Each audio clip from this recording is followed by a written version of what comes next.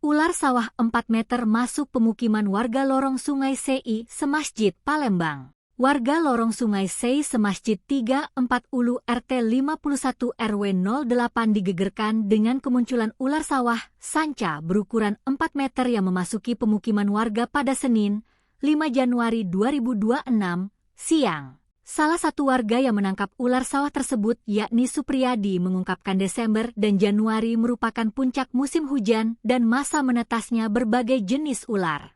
Otomatis banyak ular berkeliaran karena meluapnya Sungai Musi hingga memasuki rumah warga di sekitar lingkungan perumahan penduduk. Supriyadi juga mengungkapkan saat penangkapan ular tersebut sempat memberontak dan membelit dirinya, beruntung warga dengan sigap membantu meluruskan badannya hingga tidak ada yang terbelit dan mengalami luka yang serius.